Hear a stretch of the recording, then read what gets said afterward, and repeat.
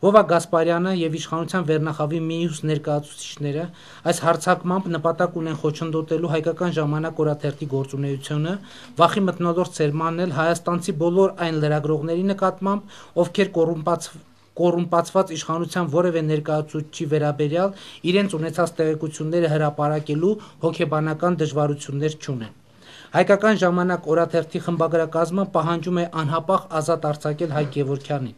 Միևնույն ժամանակ հայտարարում ենք, որ շարունակելու ենք անհաշ պայքարը կոռուպցիայի, ամենաթողության, իշխանական սանձարձակության դեմ, ի կատարումն խոսքի ազատության, տեղեկություններ ստանալու եւ տարածելու Հայաստանի Հանրապետության Սահմանադրությամբ երաշխավորված մեր եւ մեր ընթերցողների իրավունքների։ Փետրվարի 3 2012 թվական։ Եթե հարցեր կան, այստեղ ուղղակի մի վրիպակ, ոչ թե լրագրողների նկատմամբ, լրագրողների շրջանում երևի։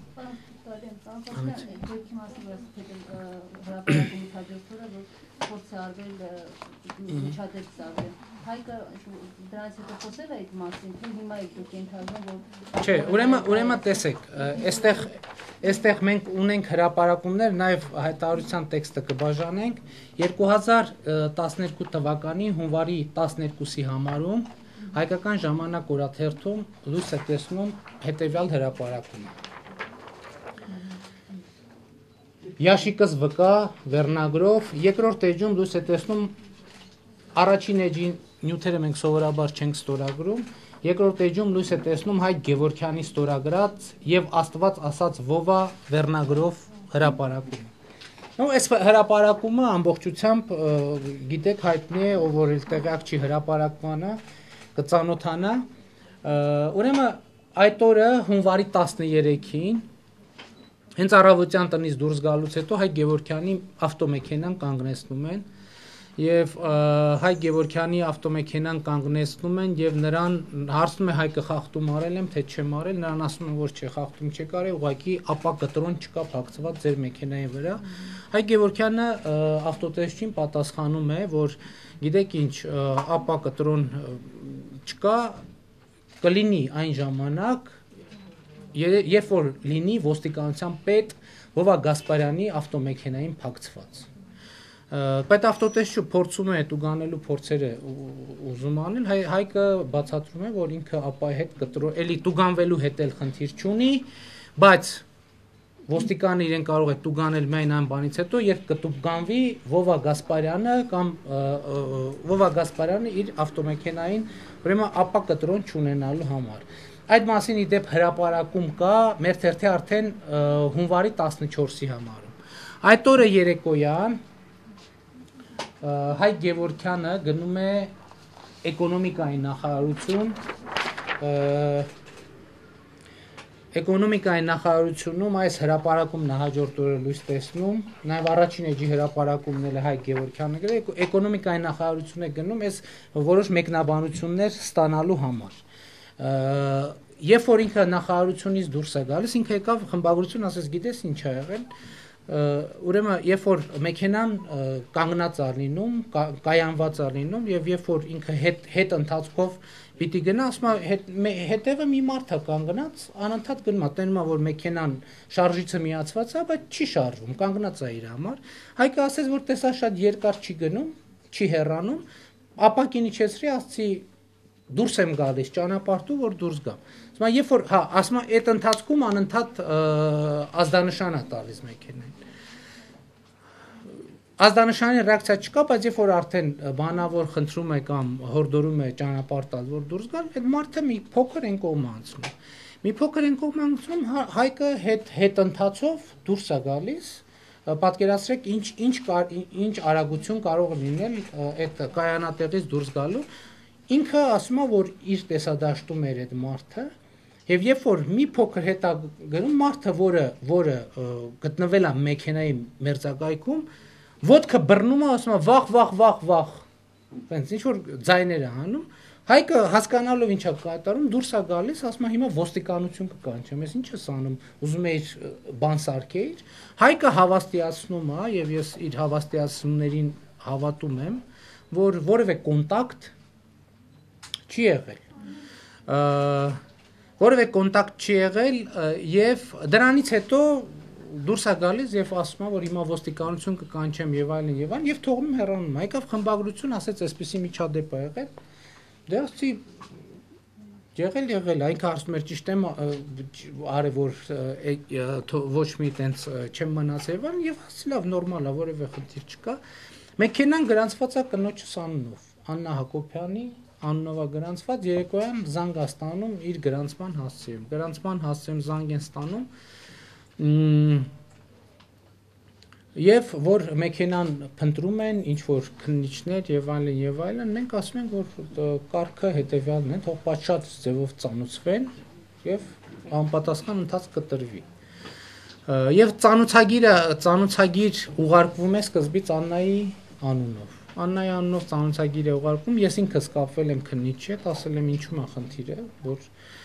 թե խնդիր կա ես ասել եմ որ գիտեք ձեր ծանուցագրի մեջ կարգավիճակ նշված չի թե ինչա խնդրում եմ օրենքով սահմանված կարգով ձևակերպեք ձեր ծանուցագիրը որպեսզի մենք իմանանք հիմա գալիս ինչա նշանակում հրավիրում եք Չէ դա սրճարան է, ռեստորան է, որ թղթի վրա գրում եք հրավիրում ենք, ձեզ չգիտեմ, գրեք մարդը ոստիկանության բաժին, իրավապահ մարմինների հետ գործ ունենալիս պետք է ունենա հստակ կարգավիճակ, ինքը վկա է, տուժող է, մեղադրյալ է, խնդրում եմ հստակեցրեք կարգավիճակը, որպեսզի մարդը իմանա, թե ինչ ձևով ներկայանա ձեզ, փաստաբանի հետ առանց փաստաբանի։ Քննիչը ասաց, որ գիտեք ինչ, լավ այդ խնդիրը չէ, բայց մեքենան ով է վարում, ասեցի դուք արդեն հարցեր եք տալիս։ Ինչ էական ով վարում։ Խնդրում եմ, օրենքով առաջնորդվեք, մենք որևէ խնդիր չունենք։ Բա գիտեք, ասեց մեքենան զննելու հետ կապված խնդիր կա, ասեցի մեքենան էստեղ ամեն օր էլ էստեղ է լինում, որևէ խնդիր չկա։ Եթե մենք, քանի դեռ դուք կարգավիճակը չեք հստակեցրել, մենք ինչի պիտի մեքենան բերենք։ Չէ, եթե ձեզ պետք է, ես ձեզ մեքենայի տեղը ասում եմ։ Մեքենան գտնվում է այսինչ հասցեում օրվա մեջ ամեն օր եկեք եւ եթե ուզում եք զննության ենթարկեք եւ հեռացեք։ Դրանից հետո ծանուցագիրը գալիս Հայկ Գևորգյանի հասցեում։ Հայկ Գևորգյանը ծանուցագրի օրը զանգում է քննիչին, ասում է գիտեք ինչ ես այսինչ մարդն եմ դուք ծանուցագիր եք ուղարկել։ Հետեւյալ խնդիրը կա իմ կարգավիճակը չի հստակեցված։ Ինչ նշանակում էլի նույն խոսակցությունը որ ես պետք է իմանամ ինչ կարգավիճակով պետք է ներկայանամ։ Քննիչը ինչ որ բան է ասում, բնականաբար փաստարկներին ոչ մի հակափաստարկ չի կարողանում բերի եւ դրանից հետո որևէ ձայն չկա, որևէ նշույլ, որևէ զանգ, որևէ այցելություն, որևէ ծանուցագիր չկա եւ այսօր առավոտյան երբ որ մենք խմբագրությունում էինք զանգ ստացանք Հայկի կինը զանգեց եւ ինձ տեղյակ պահեց որ հարևանները տեսել են որ այն պահին, երբ որ Հայկը փորձել է նստել ավտոմեքենա, 4-5 ավտոմեքենաներով շրջափակել են, բազմաթիվ օպերատիվ ծառայողներով, Վովա Գասպարյանը մասկի շոուի տիպի ինչ-որ բան է սարքել, այս հրապարակումը վերաբերվում էր իրա ֆիքստուլ, թիթիզ, թե չգիտեմ ինչ եւ այլն ինչ լինելուն, բայց տեղի է ունեցել, այն ինչ տեղի է ունեցել, ես կարծում եմ այս ոստիկանության, այս ձերբակալության հրահանգը տալիս, ինչ որ մեկը ակնհայտորեն դեղի ազդեցության տակ է եղել, ես դրանում չեմ կասկածում։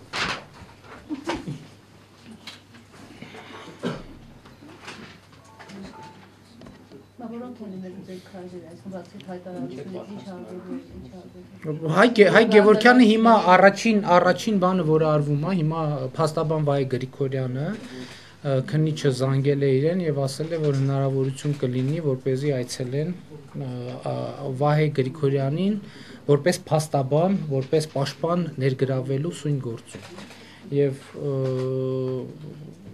գործողությունները մեր լինելու են հետեւյալը, առաջինը բնականաբար մենք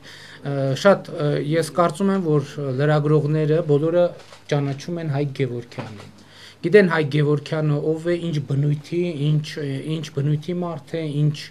հոգեկերտվածքի բարոյականության եւ ես առաջին հերթին բնականաբար աջակցություն եմ որպես թերթի գլխավոր խմբագիր, զորակցություն եմ ակնկալում Հայկ Գևորգյանի գործի հետ կապված լրատվամիջոցներին, որովհետև եթե նույնիսկ այն վարկածը, որ ոստիկանությունը առաջ է քաշում, ես իմիջայլոց ասեմ, ուղղակի Վահե Գրիգորյանի հետ խորհրդակցելուց հետո ինքը ինձ խնդրեց մենք մի քանի փաստեր ունենք, որ այս գործի առնչությամբ կարող են էական նշանակություն ունենալ, ուղղակի մենք որոշեցինք զուտ մարտավարությունից ելնելով առայժմ ինչ որ փաստեր կան չհրապարակել, բայց մենք հիմքեր ունենք ենթադրելու, պնդելու, որ ուղղակի Հայկ Գևորգյանի նկատմամբ գործ է սարքվում։ Ես ձեզ մի այսպիսի բան ուղղակի պատմեմ, երբ որ ծանոթագիր եկավ, մենք փորձեցինք հասկանալ, թե ամփոփագրերում ինչ միջադեպ է արձանագրված։ Երբ որ մենք զանգեցինք ոստիկանության համապատասխան վարչություն եւ խնդրեցինք ծանոթագրում նշված վրաերթի կապակցությամբ տեղեկություններ տան, մեզ տվեցին տեղեկություն, որ ահա այսպիսի վրաերթ է տեղի ունեցել, վարորդը դեպքի վայրից դիմել է փախուստի եւ տվեցին ինչ որ տուժողի անուն ազգանուն։ Մենք թե որտեղ է գտնվում այդ տուժողը եւ մենք զանգահարեցինք համապատասխան բուժ հաստատություն եւ խնդրեցինք ասել, թե ինչ վիճակում է տվյալ տուժողը, որի անունը մենք ստացել ենք ոստիկանությունից։ Biz ասացին, որ տուժող շատ ծանր վիճակում է։ Ես հիմա բառացի չեմ հիշում ուղղակի, ասենք մոտավորապես ողնաշարի եւ այլ կարգի կոտրվածքներ ունի եւ այլն։ Սա մեզ համար իսկապես մեծ անակնկալ է։ Լրագրողը գնաց տեղում Գրիգոր Լուսավորիչ բժշկական կենտրոն եւ պարզվեց, որ ինչ որ մեկը պատահաբար շփոթել է ուղղակի այն տուժողը, որը իսկապես անուն ազգանուն շոշափվում է, նա ընդհանրապես որևէ այդ կարգի խնդիր չունի։ Բայց սրա հետ կապված ձեր թույլտվությամբ ես ուղղակի ավելին չասեմ, որպեսզի իրադարձությունների հետագա զարգացմանը հետևենք եւ տեսնենք, ես էլի եմ ասում, ակնհայտ է ինձ համար եւ միանշանակ, որ նման բան կարող էր մտածել մենակ Վովա Գասպարյանի նման մարդը, ով կարծում եմ որոշակի առողջական խնդիրներ ունի, որոշակի կախվածություններ ունի եւ կարծում եմ, որ այս քրեական գործի շրջանակներում լավ կլինի նրան ենթարկել դատահոգեբուժական փորձաքննության։ Ես կարծում եմ, որ այս կարգի ոստիկանության պետ ունենալը վտանգավոր է Հայաստանի Հանրապետության յուրաքանչյուր քաղաքացու եւ Հայաստանի Հանրապետության համար։ Ես քանի որ խմբագրությունում եմ, հիմա չեմ ուզում քաղաքական հայտարարություններ անել, որպեսզի դա լրատվական գործունեությունից դուրս չլինի, բայց դուք իմ բոլոր քաղաքական գնահատականներին տեղյակ եք։ Այս իսկ միշտ տուժող է հիվանդանոցում է եղել Գրիգոր Լուսավորիչը, որը իրական տուժող։ Այո, իրական տուժողը եղել է հիվանդանոցում եւ դրա հետ կապված շատ հետաքրքիր պատմություն կա։ Ուղղակի այսօր ինչ որ տեղեկություններ մենք ստացանք, այդ տուժողի հետ կապված որոշ կեղծիքներ արվում են, բայց այն ինչ որ արձանագրվել է տվյալ պահին, ուրեմն մեր տեղեկություններով տուժողը արել է հետեւյալ հայտարարություն, որ մեքենան, Հայկ Գևորգյանի մեքենան, այնպես ինչպես կարելի է մատով կպնել, այդպես կպել է իրեն, քանի որ իր ոտքի վրա մի հատ ջիլ կա, որը շատ թույլ է եւ թեկուզ մատով այդ ջլին կպնեն, դրա արդյունքում ինքը գնացել է նստել է մոտակա բորջուրին եւ գլուխը խփել է պատին։ Ես անում եմ սա, ասում եմ, սա շատ հավաստի տեղեկություն է, բայց ես չեմ կարող ասել, թե ում է ասել, կներեք ուղղակի ոչ թե ձեզ չեմ կարող ասել, այս բան չեմ կարող ասել, թե ում է ասել դա, երբ է ասել եւ որտեղ։ Այսինքն կարելի է ենթադրել, որ այդ վրաերթ կոչվածը բեմադրված է եղել իրական։ Խնդիրը հետեւյալն է, Հայկ Գևորգյանը մեզ հետ զրույցներում ինքը պնդել է, որ վրաերթ կոնտակտ չի եղել։ Վրաերթ կոչված է։ Հա, կոնտակտ չի եղել։ Այսինքն սա ինչ է նշանակում, կոնտակտ չի եղել, բայց ինչ որ մեկը, որ անդադ մեքեն դուք եկեք ճիշտ իրավիճակը հասկանանք։ Մեքենան դուրս է գալիս կայանատեղից։ Եվ ընդ որում վարորդը արձանագրում է, որ հետև կանգնած ինչ որ մարդ, որը շչակին ազդանշաններին որևէ ձևով չի արձագանքում։ Եվ ինքը նրան զգուշացնում է, որ հեռացից ես դուրս եմ գալիս։ Եվ բնականաբար վիզուալ հսկողության տակ է պահում այդ վարորդին։ Եվ Հայկ Գևորգյանը ինքը համոզված է, որ որևէ կոնտակտ չի եղել։ Այսինքն վրա փաստ որպես այդպեսին չի եղել։ Լավ, նրա համար որ այդ մարդը գլուխը խփել է պատին, հայկին, ի՞նչ է սպառնում։ Չէ, գիտեք ինչ, հիմա օրինակ իսկ ինչ գիտենք թե դատաբժշկական փորձաքննություն ինչ է տվել։ Գուցե դատաբժշկական փորձաքննություն, ես չգիտեմ այդ մարդը հիմա կա, գոյություն ունի, գոյություն չունի, գուցե անհետ կորած այդ մարդը, ես այդ մարդու տեղը չգիտեմ, բայց նույնիսկ եթե հպված լինի, նույնիսկ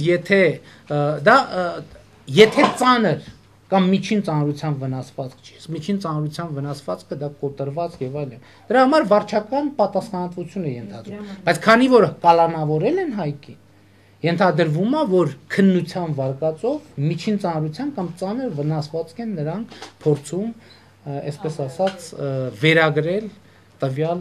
իրավունք։ 13-ի հրապարակումն է, չէ՞, որովհետեւ ոստիկանությունը պնդում է, որ ամսի 13-ին է։ Այո, շատ կարևոր է, ամսի 13-ին արդեն թերթում լույս է տեսել։ Դա է տեղի ունեցել երեկոյան, երբ որ Վովա Գասպարյանը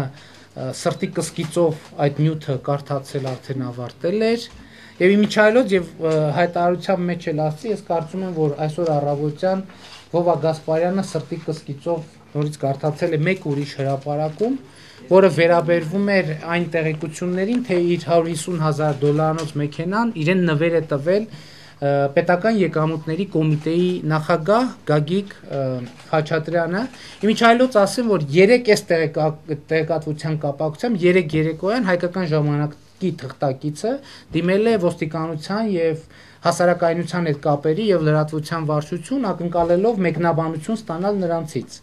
Երեկվանից չնայած խոստացել են, որ կես ժամվա ընթացքում կպատասխանեն, որովհետեւ պատասխան չի հնչել եւ այսօր առավոտյան ոստիկանության պետը տվել է պատասխան Հայկ Գևորգյանի ձերբակալության տեսքով։ Պարոն Փաշինյան, նշեցիք, որ բազմաթիվ օրենքի խախտումներով է, ընդհանուր գործընթացը ծանոթություն եւ բերման ընթացքում մարդու իրավունքների պաշտպանին դիմում չի ներկայացվել։ Ես կարծում եմ, որ մարդու իրավունքների պաշտպանին դիմում ներկայացնելու կարիք ունի Վովա Գասպարյանը եւ իր նմանները։ Երբ հալերանում 72 ժամը։ Չէ, կալանք ուրեմն պրոցեդուրայի առումով ամենակարևոր ապօրինությունը իմիջիայլոց Հայկ Գևորգյանը երկրորդ նման հայկական ժամանակի նման ներկայացուցիչն է, որի նկատմամբ նման ապօրինի հետախուզում է հայտարարում։ Հայաստանի Հանրապետության քրեական դատավարության օրենսգրքի 259-րդ հոդվածը հստակ ասում է, որ մարդու նկատմամբ կարելի է հետախուզում հայտարարել, եթե նրա գտնվելու վայրը անհայտ է եւ նա խուսափում է քննությունից։ Պատկերացնում եք մարդ, ով նախարարների ասուլիսին է ներկա գտնվում, կառավարության նիստին, ամեն օր գնում է իմիջայլոց, այդ մեքենայով, այդ նույն մեքենայով, ինքը ամեն օր գնացել է տուն, եկել է խմբագրություն, գնացել տարբեր միջոցառումների եւ այլն, այսինքն այդ մեքենան 10 օր շրջել է Երևանում։ Եվ Վովա Գասպարյանի ղեկավարած ոստիկանությունը 10 օրվա ընթացքում չի կարողացել ճանապարհներից որևէ մեկին հայտնաբերի, արձանագրի այդ մեքենան կանգնեցնեն եւ համապատասխան բերման ենթարկեն։ Սա Վովա Գասպարյանի գերատեսչության ամենամեծ գնահատականն է։ 10 օրվա ընթացքում ինքը չի կարողացել հայտնաբերել մի մարդու, ով ամեն օր թերթում հոդված է տպագրում։ Եվ այս մարդուց մենք ուզում ենք, որ ինքը հանցագործություն բացահայտի։ Հայաստանի Հանրապետության ոստիկանությունը 10 օր հետախուզել է մարդու մեքենա, որը ամեն օր կառավարության շենքի առաջ է լինում, նախարարություններում է լինում, ամեն օր անցնում է կենտրոն ոստիկանության մոտով, ամեն օր կենտրոն ոստիկանության տասնյակ աշխատակիցներ եւ մեքենա, պետավտոտեսչության տասնյակ մեքենաներ են այստեղով անցնում, ամեն օր։ Եվ այդ գերատեսչությունը այդ մարդուն չի կարողացել հայտնաբերի։ Որովհետև եթե տեղը գիտեն մարդուն, հայտնաբերելու կարիք չկա, վերջին տարբերակով իրեն ուղղակի ներկայանում են, ասում են բարև ձեզ, մենք եկել ենք ձեզ բերման ենթարկելու եւ բերման են ենթարկում։ Եվ իմիջիայլոց ես ինչի եմ ասում երկրորդ ներկայացուցիչն, որովհետև եթե հիշում եք 2008 թվականի փետրվարին, երբ որ Հայաստանի շատ մեծ մասը գիտեր, որ ես Ազատության հրապարակում հանրահավաքների եմ մասնակցում, վարում եմ այդ հանրահավաքները, այդ նույն ոստիկանությունը իմ նկատմամբ հետախուզում էր հայտարարել։ Այսինքն հետախուզման իմաստը նա երբ որ չգիտես որտեղ է մարդը, նրա տեղը չգիտես։ Եվ այս ամբողջ ապօրինությունը արվել է հենց այդ նպատակով։ Եվ իմիջայլոց ես գիտեք մի բան եմ ուզում ասել, եւ չգիտեմ ում չափազանցություն կթվա ում ոչ, բայց ես համոզված եմ Վովա Գասպարյանը առանց իր շեֆի հետ այս գործողության թույլտվություն ստանալու նման բան չէր կարող անել։ Որովհետև կոնկրետ Հայ Գևորգյանի հրապարակում, իսկ տեսեք այսօրվա 3 այսօրվա համարում ինչ հրապարակման բա հանդես եկել Հայ Գևորգյանը։ Նա բացահայտել է գրել է պաշտպանության նախարարության հետ կապված մի մութ գործարքի մասին։ Այդ հրապարակման արդյունքում կառավարությունը ստիպված է եղել օրակարգից հանել քանի միլիարդ 22.5 միլիոն դոլարանոց գործարքի հետ կապված որոշումը կառավարությունը երեկվա նիստի օրակարգից ստիպված է եղել հանել։ Այդ մասին այսօրվա մեր թերթում էլ հրապարակում կա։ Այսինքն Հայ Գևորգյանը իր մի հրապարակումամբ ինչ որ մեկին 22.5 միլիոն դոլարի վնաս է տվել։ Եվ դժվար է պատկերացնել, որ այդ կարգի շրջանառություններ կարող են տեղի ունենալ առանց Վովա Գասպարյանի շեֆի իմացության։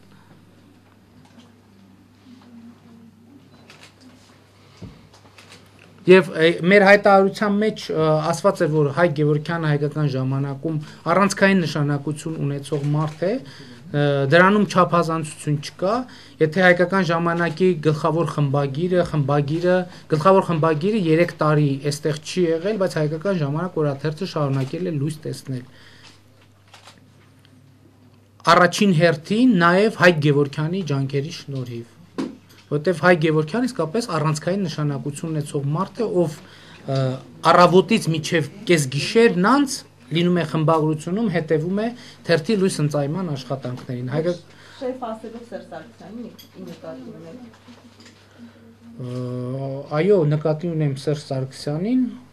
բայց չեմ բացառում, որ Վովա Գասպարյանը ուրիշ շեֆեր էլ կարող է։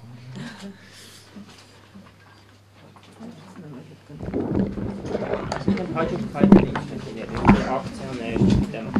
նման բաներ։ Գիտեք, ես այնուամենայնիվ բոլոր հնարավոր միջոցներով մենք հայկի ազատության համար պայքարելու ենք, եւ ես այնուամենայնիվ հույս ունեմ, որ նաեւ լրատվական դաշտի աջակցության պայմաններում Հայ Գևորգյանը շուտով կհայտնվի ազատության մեջ, որովհետև գիտեք, ես այնուամենայնիվ ելի եմ ասում, ես կարծում եմ Վովա Գասպարյանը մի քիչ չի ճանաչում Հայ Գևորգյանին, ես կարծում եմ նաև համոզված եմ, համենայն դեպս իմ տպավորությամբ այդպիսին է, Հայ Գևորգյանը Հայաստանում լրատվական դաշտի ամենասիրված, նաև լրագրողական համկարության մեջ ամենասիրված եւ ընդունված դեմքերից մեկն է, որը ունի ամբասիր կենսագրություն եւ ես կարծում եմ, որ հայկին որպես թիրախ ընտրելը չի կարող ուղղված լինել միայն հայկական ժամանակի դեմ եւ միայն հայկական ժամանակի լրագրողների դեմ։ Ես կարծում եմ, որ սա քայլ է ընտրեմ Հայաստանի Հանրապետության այն լրագրողների, ովքեր ազատ խոսքի իրավունքը համարում են իրենց։ Այո, Ասատուրյան։ Անունը չգիտեմ, որովհետև ես իրեն պարոնով եմ դիմել, անունով չեմ։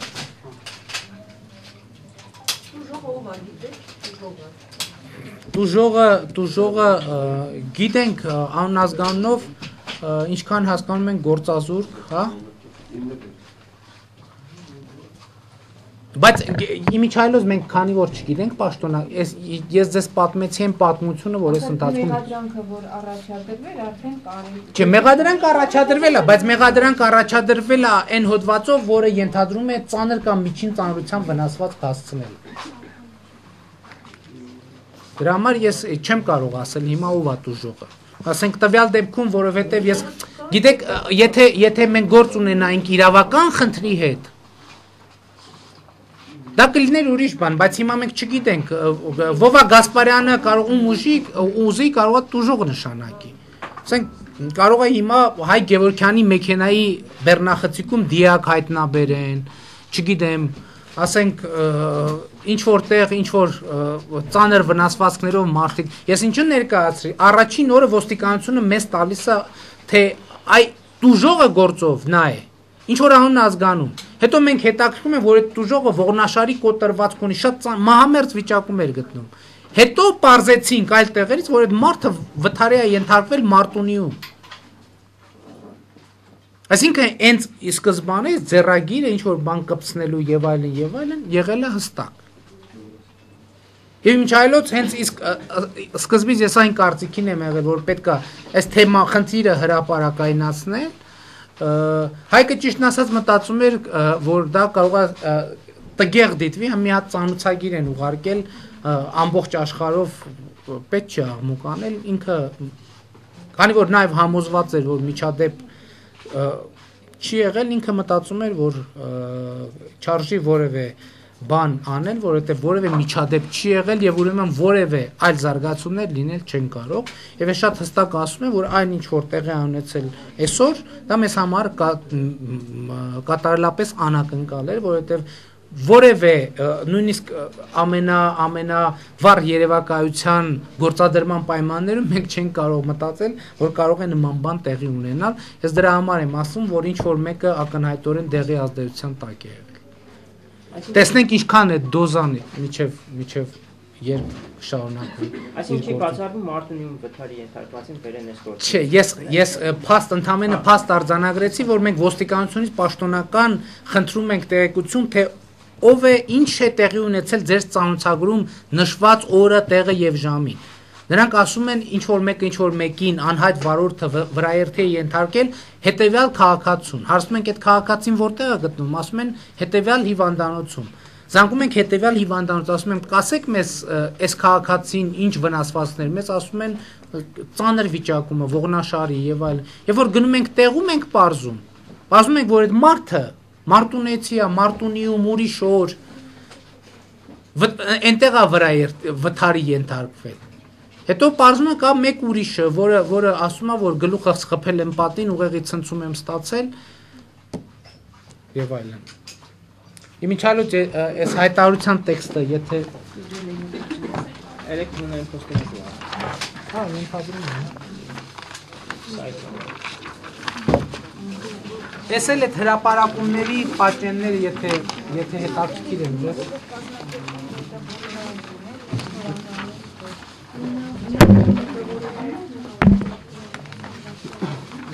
Պատճենները կար, հա։ օրերը։ Ես ուրեմն առաջին տներեք ես այն։ Ես առաջին նույնն։ Հա, իմիջայլոց, այս շատ կարևոր մի հատ փաստորեն Հայկ Գևորգյանի հրապարակումների արդյունքում Գովա Գասպարյանը ստիպված եղավ իր մեքենային ապա կտրոն փակցնել եւ հասկանում եք թե ժամանակակից հայ չինովնիկի համար դա ինչպեսին վիրավորում է։